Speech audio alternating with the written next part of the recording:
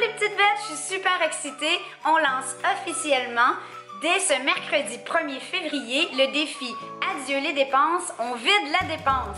Donc, je vais vous montrer tout de suite les règlements que nous nous sommes donnés pour ce mois de février. Adieu les dépenses, on vide la dépense. Donc, par semaine, fruits et légumes, 25 $.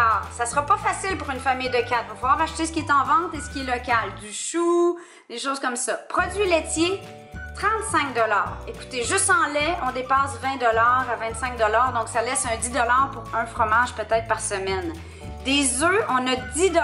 C'est beaucoup, mais on mange beaucoup d'œufs.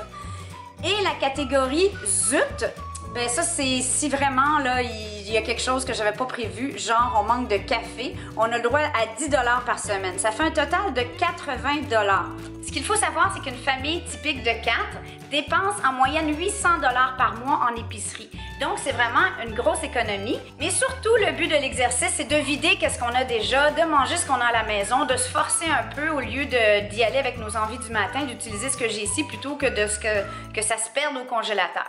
Alors maintenant, je vous ouvre les secrets de mes différents garde-manger et cachettes d'écureuils dans ma maison. Soyez doux avec moi, c'est un peu gênant, j'ai pas fait le ménage avant. Venez. Il y en a des fois qui se confient puis qui ouvrent l'intérieur de leur jardin secret. Ben moi, j'ouvre l'intérieur de mon garde-manger. Et vous allez voir, quand je dis que je suis excessive, qu'est-ce que je veux dire? Ici, on a l'étage des pâtes. Donc, on en a quand même pas mal. Et j'ai aussi des légumineuses ici. Ça, c'est l'excès. Ici, j'ai du riz basmati indien, la marque Tilda, je crois, qui est vraiment, vraiment mon riz favori, basmati. Et toutes sortes de nouilles, des nouilles à soupe, des spaghettis, etc. Ici, j'ai les conserves et des condiments pour faire autre chose.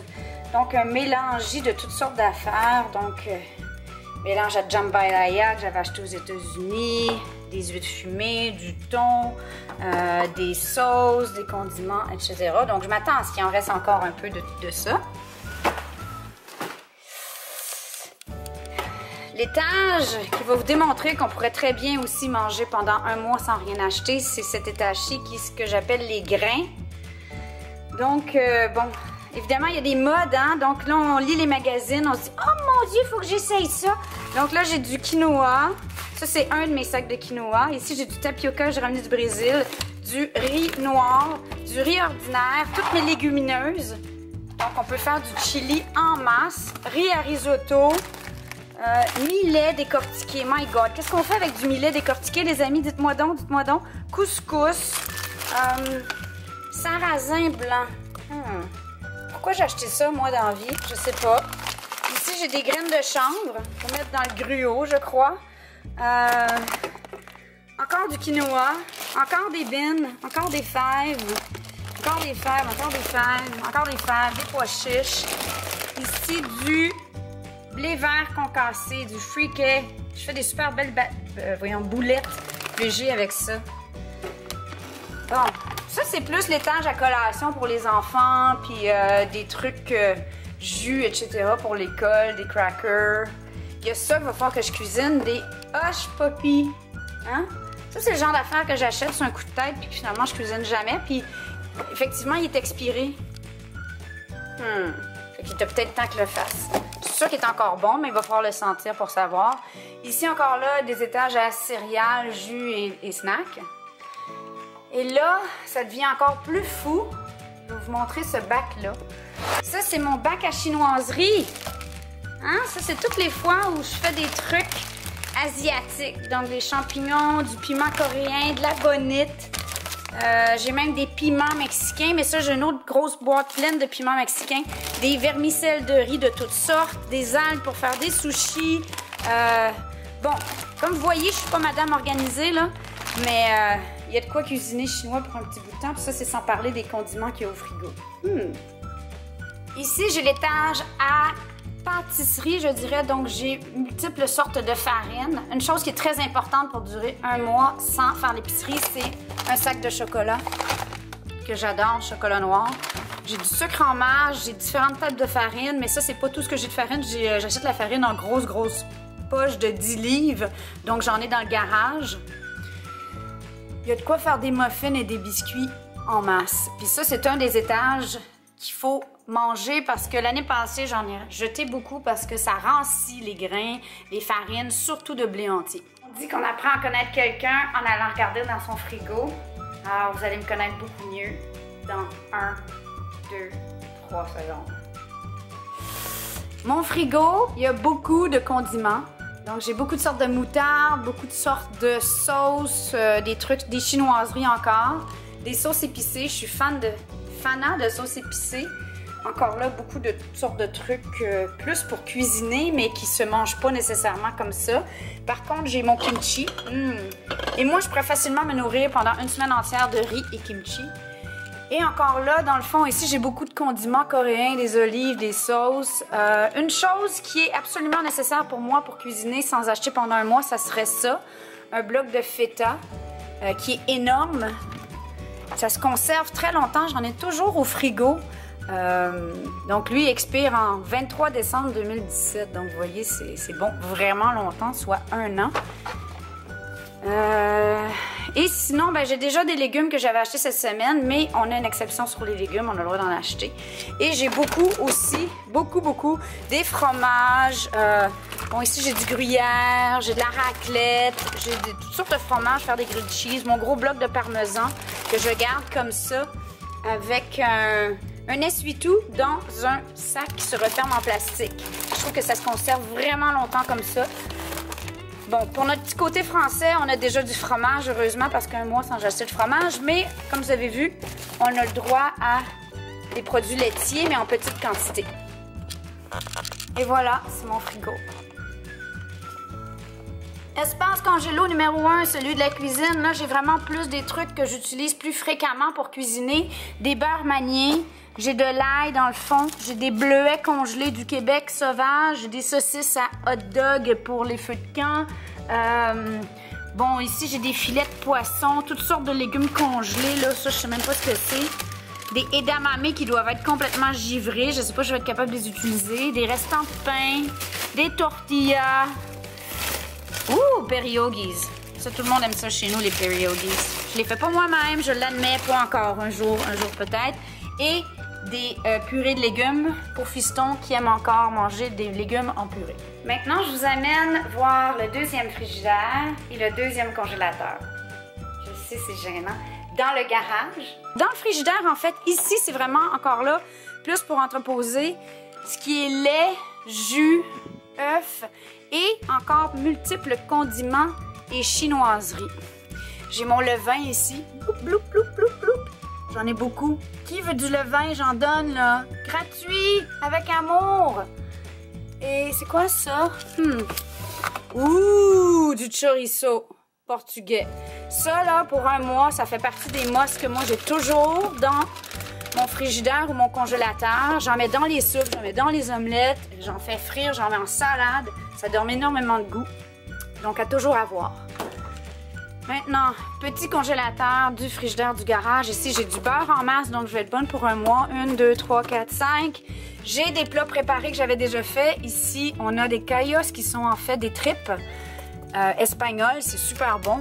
Potage que j'ai fait cet été. Ça, je crois, c'est un potage à l'oseille. Ici, on a velouté de légumes maison. Ici, un pâté au saumon que ma mère m'a fait. Miam, on va manger ça. Une moussaka. Encore des pierogies et des filets de poisson. Donc, Chérie pourra cuisiner même si moi, je voyage quelques jours durant le mois. Bon, ouf! Congélateur vertical du garage. Quand je vous dis qu'on peut manger pendant un mois chez nous sans rien acheter, vous allez me croire maintenant. Ici, ça, c'est du persil, des herbes fraîches, salsa verde que je congèle en petits blocs comme ça. J'ai de l'oseille, ici du potager, tout mon pesto, la recette de pesto, le lien est sur YouTube. Ça, c'est du gras de canard, Saint-Doux que j'utilise jamais, je devrais le jeter. Des petits trucs que ma mère m'a donné, tous les noix. Ici, j'ai des arachides, toutes sortes de noix pour faire des desserts. Encore des bleuets.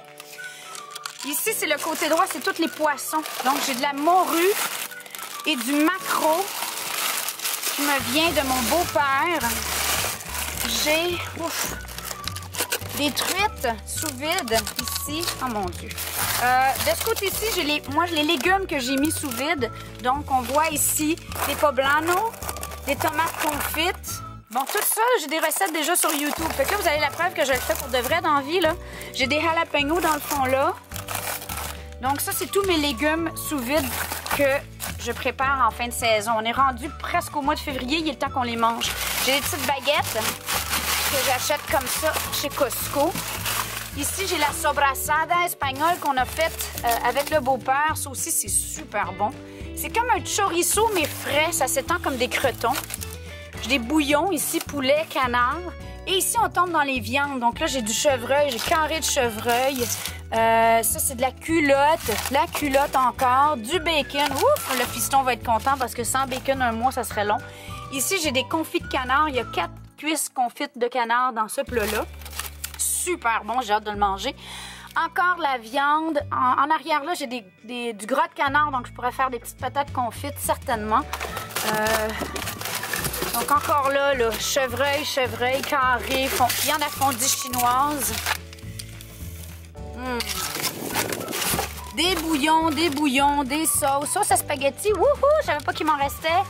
Et j'ai les plus grosses pièces de viande. Donc ici, j'ai du poulet. Le poulet, du porc haché. Du porc haché ici. Des rôtis de chevreuil. Bon, alors. Bon. C'est pas fini, j'avais oublié. J'ai une chambre froide aussi.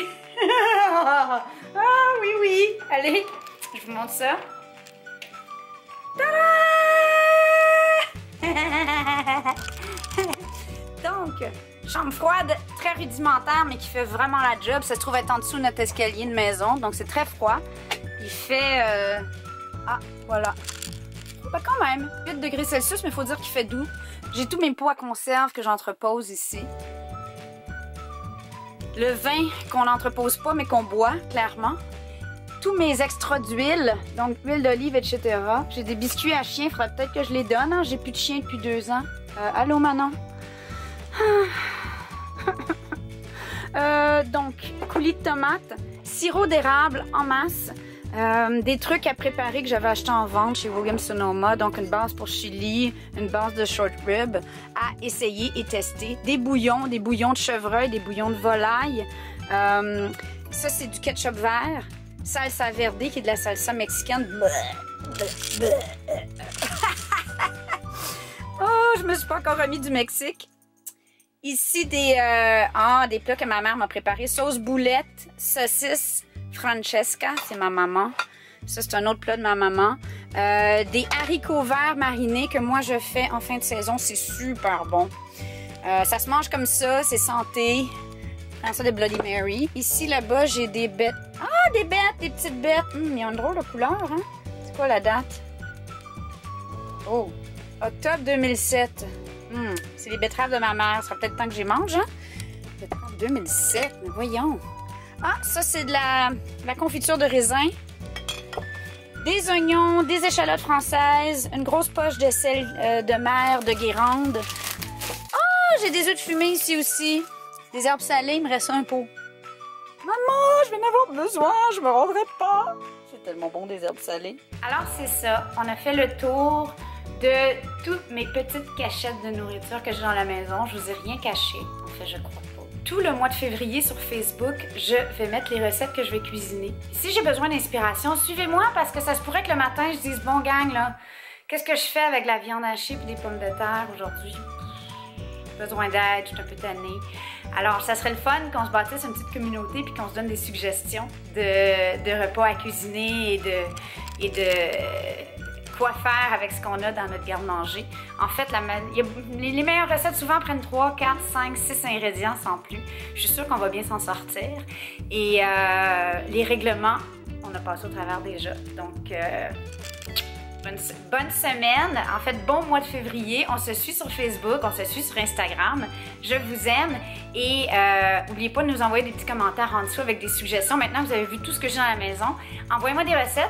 Moi, chose que je vous promets, c'est qu'à chaque semaine, je vais faire une recette envoyée par la petite famille La Petite Bête Donc, envoyez-moi vos recettes, je vais les essayer. Vous savez maintenant qu'est-ce que j'ai dans mon garde-manger, dans mes congélateurs. Et je vous promets d'en essayer une et de vous la dédicacer. C'est tout. Merci. Bye.